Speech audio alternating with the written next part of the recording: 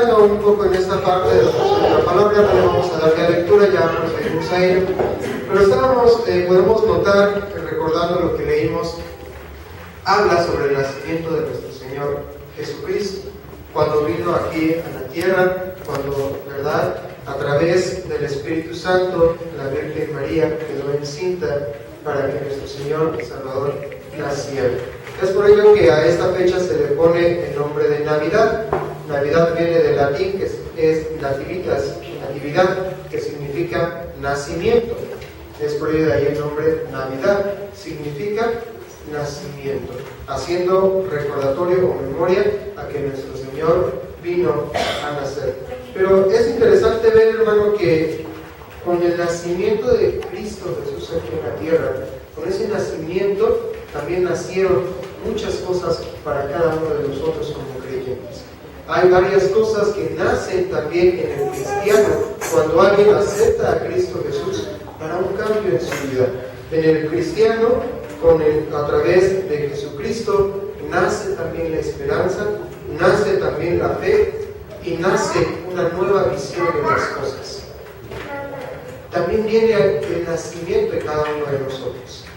Hay cosas que nacen en el cristiano para poder también crecer, cambiar y madurar. Repito, nace también la esperanza, nace la fe, pero también nace una nueva visión de las cosas. Eso viene con cada uno de los que aceptan a Cristo Jesús como su Salvador y como su Señor. Pero bueno, pensando, leyendo un poquito en esta parte, hermano, yo estaba pensando cómo se vivió la primera Navidad, ¿verdad? ¿Cómo fue ese entonces? ¿Cómo se vivió ese ambiente en el que lo vemos en tarjetas, lo vemos en postales, lo hemos visto en películas, ¿verdad? ¿Cómo fue el ambiente? ¿Cómo era la situación en la que vivía el pueblo de Dios en ese momento cuando se llevó a cabo la primera Navidad? Cuando Cristo estuvo naciendo. Bueno, si recordamos un poco de la historia, el pueblo de Israel estaba abajo de un pueblo que estaba esclavizando, una nación, que eran los romanos. Ellos estaban gobernando al pueblo de Israel. ¿Sí? Era una situación terrible para el pueblo de Israel. ¿Sí? Ellos ya querían ser libres de esta nación. A ellos literalmente, hermano, le urgía tener ya un Salvador. Ya no aguantaban a los romanos. Los romanos se han caracterizado por ser una de las naciones o de las potencias más fuertes y agresivas, destructoras en todos los ámbitos. Así se caracteriza Roma, y a la fecha Roma también sigue destruyendo muchas cosas.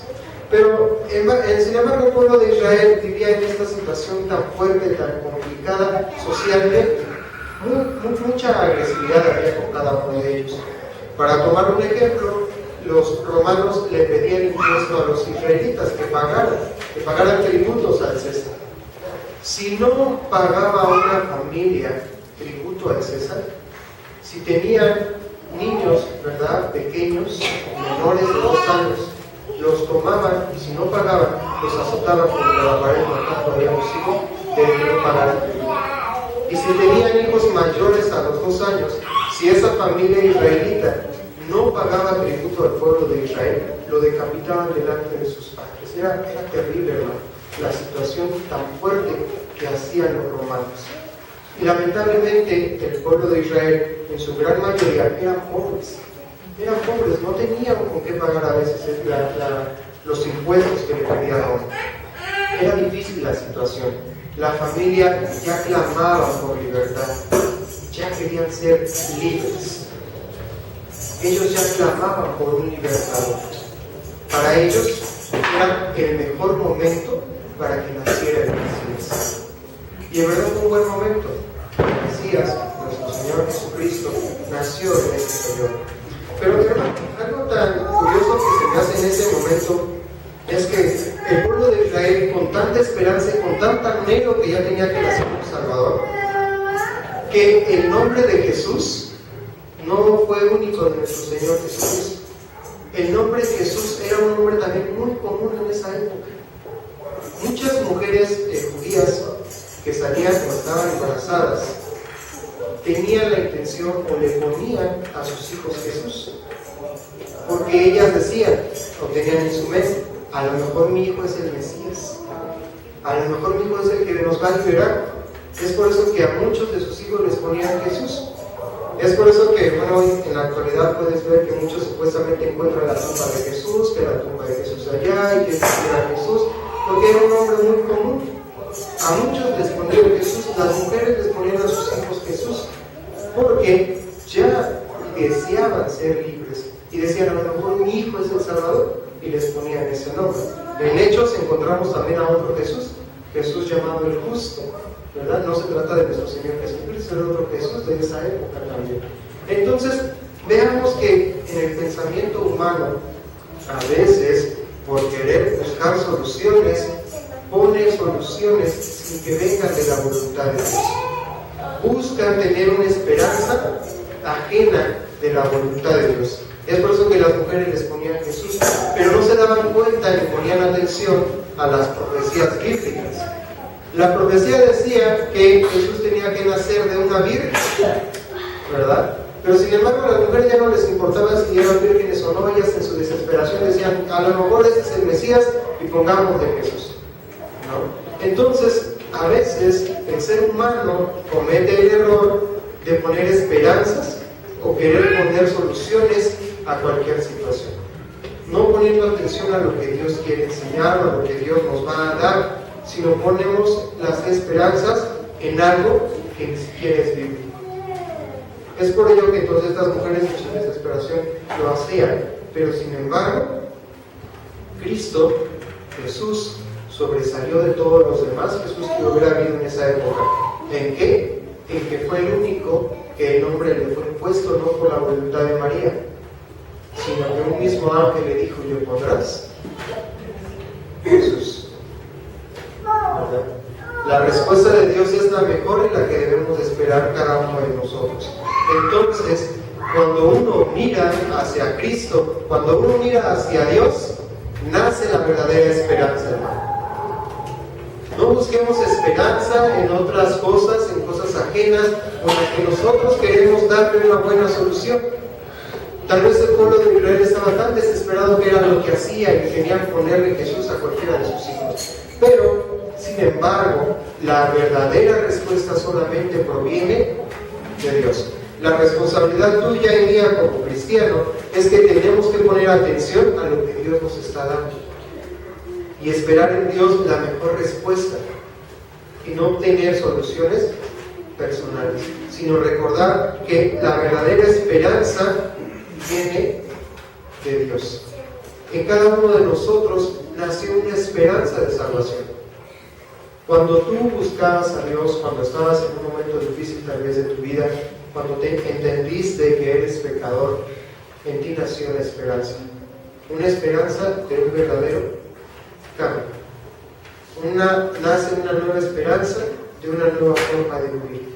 Es por ello que tú y yo, al aceptar a Jesús, venimos a ser ahora pueblo de Dios. Tenemos una esperanza verdadera y firme cada uno de nosotros. Nació en nosotros la esperanza. Muchas personas, hablando de gente inconversa, ponen su esperanza en cosas que no provienen de Dios. Y es que para ellos creen que ahí está la solución. Y ponen la solución en, bueno, pues vamos a ver, parece que ahí los budistas son buena gente, parece que ahí está la solución, y buscan un montón de religiones, de comportamientos, de ideas, tratando de tener una buena esperanza. Pero esa esperanza, hermano, va a terminar en desilusión.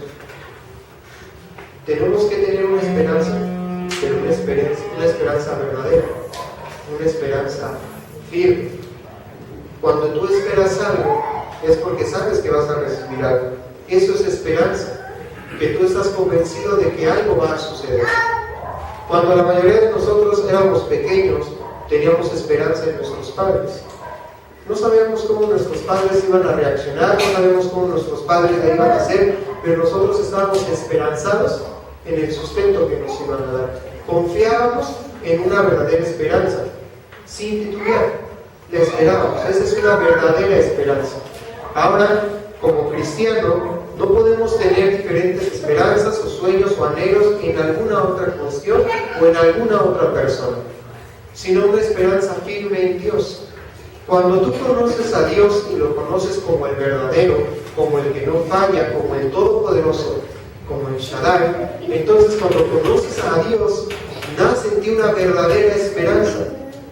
La esperanza en que Dios va a responder, va a cumplir y estará contigo, a pesar de cualquier cosa. Entonces en cada uno de nosotros hay una nueva esperanza. ¿En qué está esa confianza que puedes tener en nuestro Dios? Recordando y haciendo alusión a la Navidad, ese nacimiento, pues que en ti y en mí nazca esa esperanza en Dios. Tal vez puede haber momentos en el que nos desesperamos, en el que decimos, Dios no responde, ¿qué pasa? Pero hay una verdadera esperanza. Si tú conoces tal vez a alguien que como cristiano está desanimado, que dice, no hay consuelo, no hay esperanza, tenemos que decir y exhortar, enseñar, decirle, Dios hay esperanza porque Él nunca falla. Que nazca la esperanza en cada uno de nosotros como hijos de Dios. ¿Qué esperanza entonces podemos tener nosotros? ¿Habrá una esperanza para el cristiano fuera de Dios? Tal vez tú crees que hay una esperanza allá afuera, pero créeme que ahí va a haber solamente desilusiones.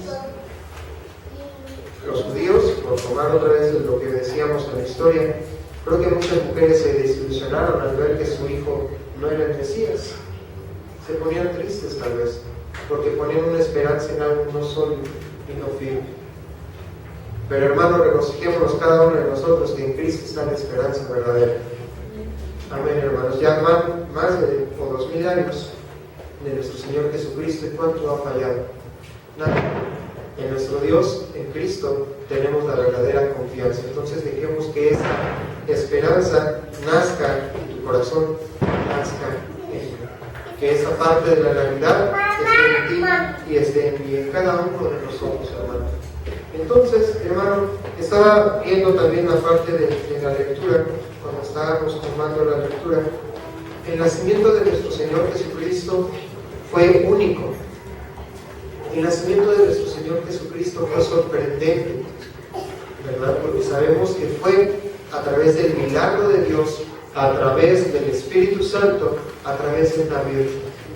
Sí. Entonces fue tan sorprendente y tan único. Hoy podemos ver y creer en nuestro Señor por fe. En el cristiano, cuando tiene la firmeza de que ha nacido en la esperanza de Dios, entonces le da pauta a que nazca la fe. Si tú tienes esperanza y te afirmas en el Dios verdadero, conociendo al verdadero Dios, entonces en ti nace la fe, porque tienes la confianza de quién va a estar contigo. En nuestro Señor Jesucristo sabemos que nació, y nació de la forma más pobre que nos podemos imaginar. La Escritura nos narra, ¿verdad? Y hemos visto que Jesús nació en un establo. Ni siquiera, ¿verdad?, fue en un lugar adecuado, sino lo acostaron en un pesebre. Lo acostaron ahí en la paja. Tal vez es fuerte decir algo así, pero tal vez como se calientan los animalitos, así fueron a calentar a nuestro Señor y Salvador. Y aún así, ni ropa, ¿no? Porque decía que lo volvieron pañales, ¿verdad? Entonces, vamos a esto, hermano, a lo que quiero llevar a esto. El incrédulo, el que no conoce a Dios, no respeta lo que Dios nos enseña, no respeta y menosprecia la voluntad de Dios. El incrédulo, el que no cree en Dios, menosprecia todo ello. ¿Se imaginan en ese entonces, recordando esa primera Navidad, ¿verdad?, que le dijeron a un judío, mira, ya nació el rey, ahí acostado en un pesebre? ¿Qué creen que hubieran pensado ellos? En su desesperación, ¿verdad?, como les mencionaba, de cómo vivían o cómo les hacían los romanos, pues si ese es nuestro rey. No, ¿cuál es lo que se espera de un rey? ¿Dónde nacería un rey? En lujo, en las mejores comodidades, sin ningún problema, ¿verdad? Tal vez en un palacio, ¿verdad?, rodeado con oro y con muchas cosas. ¿Quién iba a creer que el rey, el verdadero, el Mesías, estaba naciendo ahí en un pesebre? ¿Quién iba a creer en eso? Entonces, hermano, el incrédulo menosprecia lo que viene de Dios. Es por eso que hablamos de fe, creer más allá de lo que vemos. ¿Quién iba a creer que ese pobre niño, verdad, que estaba ahí, que no tenía ni cobijas, sino hasta envuelto en pañales, iba a ser el verdadero Salvador de la humanidad? Muchos lo menosprecian, muchos lo menospreciaron y nadie iba a creer. Que cuando nuestro Señor Jesucristo creció, varios dijeron, ¿no? Y se sorprendían diciendo, ¿no su papá es José? No, nada más es un carpintero. Como diciendo, aquí nos va a enseñar un carpintero. ¿Qué de bueno puede salir de él? Nada. Pero sin embargo, la mejor respuesta de Dios viene de donde nosotros donde menos no lo imaginamos, hermano. Es por eso que si tú en verdad pones la confianza y tu esperanza en Dios y nace en ti esa esperanza, en ti debe de nacer también la fe de esperar lo que Dios tiene para ti. ¿Sabes? A veces podríamos decir, ¿verdad? O podríamos escuchar, ¿qué tanto pierdes el tiempo? ¿Qué tanto le oras a Dios por un trabajo? Ya salte, ponte a buscar trabajo. ¿Qué tanto estás perdiendo el tiempo llorando? Tal vez como cristiano a veces es difícil, los que hemos estado buscando trabajo, ¿verdad? Encontrar un trabajo donde nos respeten el domingo. A veces es difícil y nos encontramos con esa problemática de decir, no, es que siempre en cuestión de los comerciantes es el día que más se vende, ¿verdad? Y tal vez la gente te tacha de loco y te dice, ¿cómo es que estás perdiendo? Si ese día, mira, es el que ganamos más, es donde hay más gente. O el caso de las amas de casa, ¿no? Pero si ese día es el de tianguis, bueno, ese es el mejor tianguis, ahí puedes surtir mejor. ¿No? Todo este tipo de cosas donde el incrédulo menosprecia lo que viene de Dios, es algo que en ti debe ser la fe. Bueno, Señor, es el día que más se vende, pero por ti, por fe, contigo, tú vas a proveer. Señor, bueno, por fe yo confío en cuestión de las amas de casa. Señor, pues el mercado está más caro que el tianguis, pero por fe tú me vas a proveer. La fe que debe de nacer también en cada uno de nosotros como cristianos y no caer en esta parte como los incrédulos de menospreciar la respuesta de Dios. Pero ¿qué tanto pierdes el tiempo ahí en los domingos encerrado? No, mejor vete, mejor haz esto, mejor haz aquello. Siempre se cuestiona lo que Dios da. Siempre se cuestiona lo que Dios demanda. Para el incrédulo, qué triste sería si tú como cristiano también menospreciaras algo de lo de Dios. Sin embargo, podemos ver que aunque muchos menospreciaron y creyeron en Cristo por su condición, en Él estaba la respuesta. Y en ti debe de nacer esa fe de confianza en nuestro Dios, diciendo nuevamente en la Navidad, el nacimiento esté en ti. La fe que nazca en ti, hermano. Esa fe que debe de fortalecerse día con día para crecer con nuestro Dios. Esa fe que nos lleva a estar aquí, hermano. Tal vez, ¿verdad? Muchos de nosotros, como es el único día que tal vez podemos descansar, pararse más tarde, estar más tranquilos, arreglar otras cosas.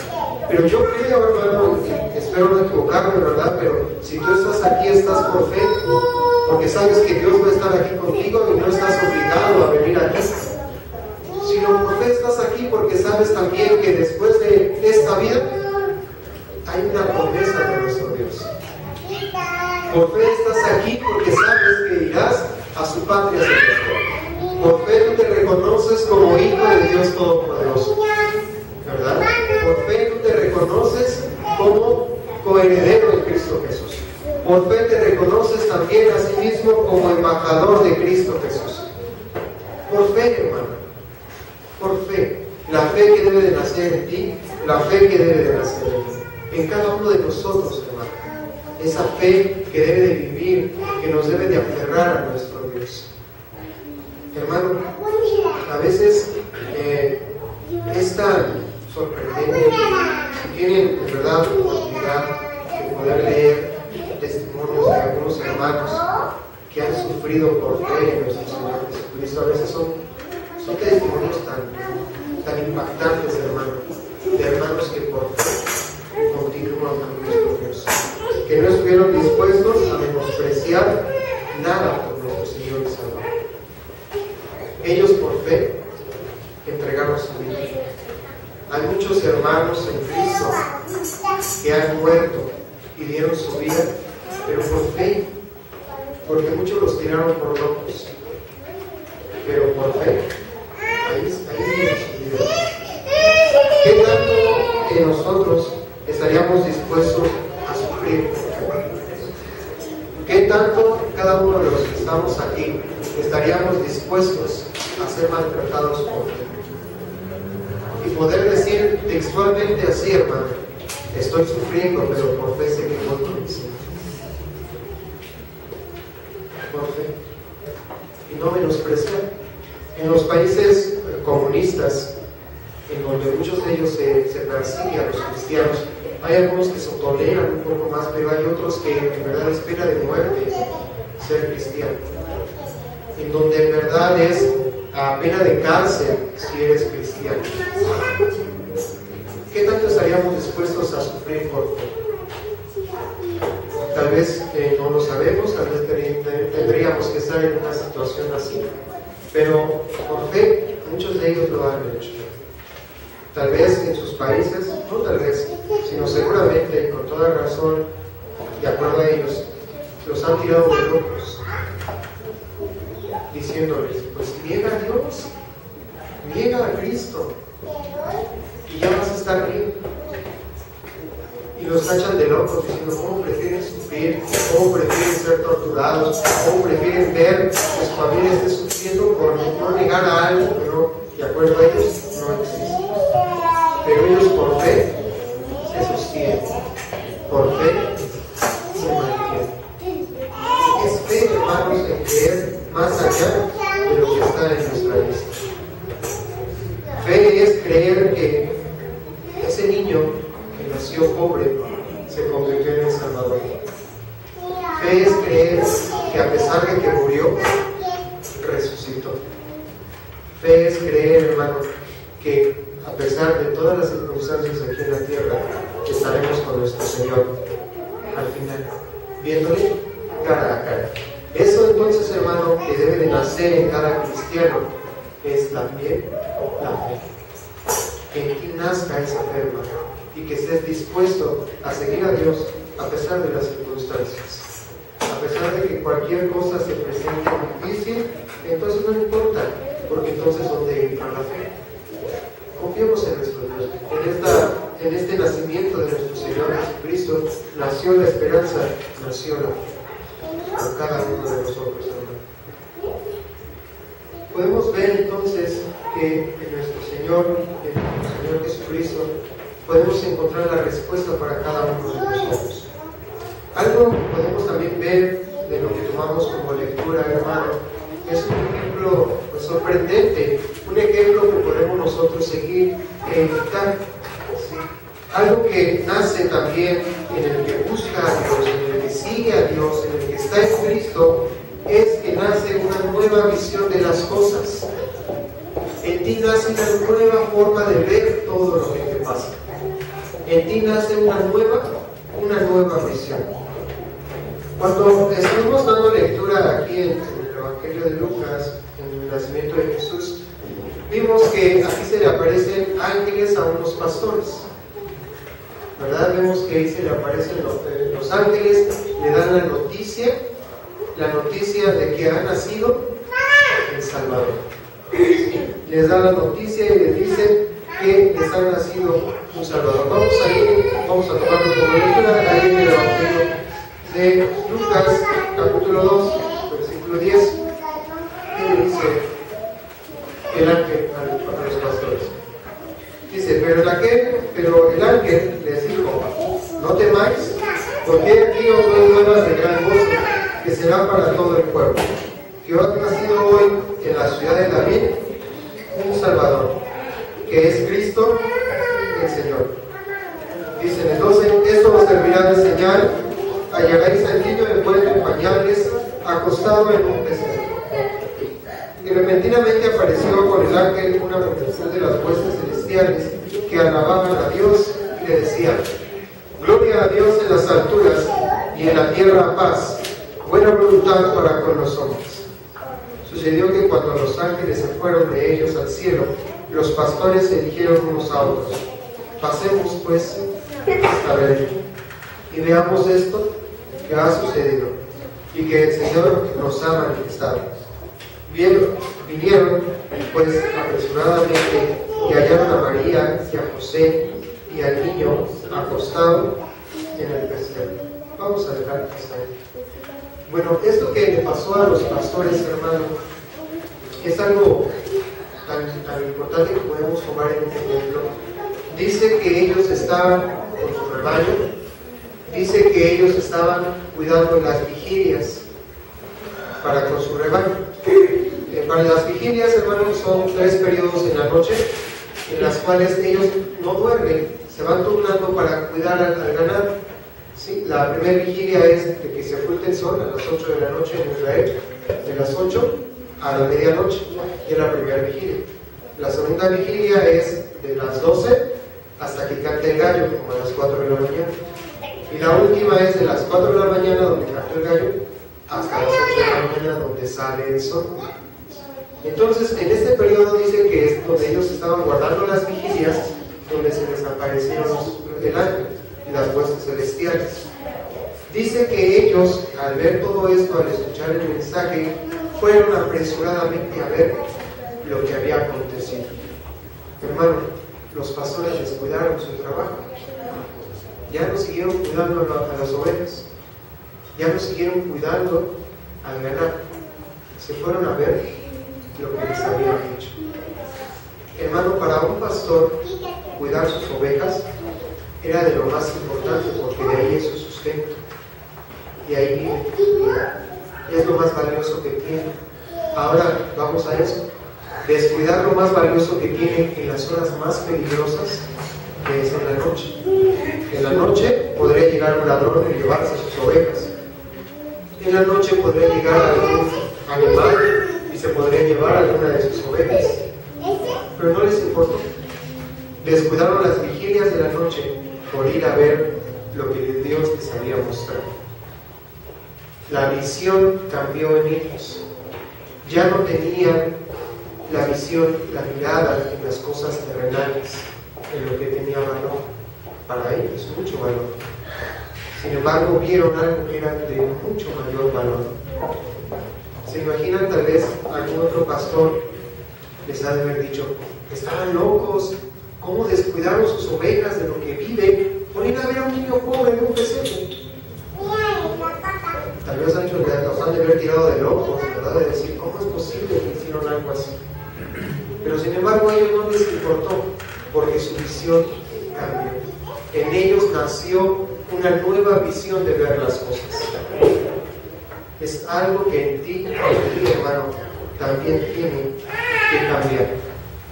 Nuestra visión de la vida en ti tiene que cambiar, hermano. Tienes que irte a la visión de Dios para tu vida, a lo que Dios quiere para ti, a lo que Dios quiere para mí. Entonces, cada uno de nosotros debemos de cambiar la forma de ver las cosas. ¿Qué es lo que para nosotros tiene mayor valor? ¿Qué es lo que para nosotros tiene mayor relevancia? Debemos de cambiar la forma de ver las cosas. Tal vez alguien podría decir: no, para mí lo más importante es mi familia. Y en verdad que sí es importante, hermano. Pero también tenemos que tener en cuenta que hay algo más allá de nuestra familia, que es nuestro Dios. Algo que la Biblia nos exhorta, ¿verdad? Y nos dice: si aunque madre y padre nos dejaren, ¿verdad?, con todo Dios estará con nosotros. Hay algo más importante más allá de la familia. Tiene que ser el orden correcto, hermano, es: busca primeramente a Dios y Dios te ayuda a estar bien con tu familia. No es vamos a buscar estar bien con la familia para que busque estar bien con Dios. No funciona así, es al revés, hermano. Esto es porque la visión de cada uno de nosotros debe de cambiar Debe de nacer una nueva forma de ver las cosas. Tener la mirada en las cosas de arriba, no en las de la tierra. A eso nos exhorta la palabra, a eso nos exhorta la Biblia. La mirada y la visión de cada uno de nosotros debe de cambiar, debe de nacer una nueva forma de ver las cosas. Entonces vivamos, hermanos, en esta forma de vivir, de cambiar la forma de cada uno de nosotros. La palabra, por ejemplo, nos exhorta a que tú debes de amar a tu enemigo. Qué difícil es esta parte, ¿verdad? De amar a nuestros enemigos. Pero es porque en ti debe de nacer una nueva forma de ver las cosas. Debe de nacer la forma de ver las cosas de acuerdo a la voluntad de Dios. ¿Sí? Qué difícil es, ¿verdad?, esto decirlo, como los ejemplos que mencionábamos al inicio. Tal vez de dejar de trabajar el domingo, tal vez de dejar alguna cosa importante el domingo. Pero en verdad tu visión debe de aprender, debemos de aprender a cambiar para que nosotros podamos dar mayor valor a lo que mayor valor se merece, que es estar con nosotros. En estas fechas en las que recordamos entonces el nacimiento de nuestro Señor y Salvador, también tenemos que recordar que Él hizo posible que nosotros también nacieran otras cosas.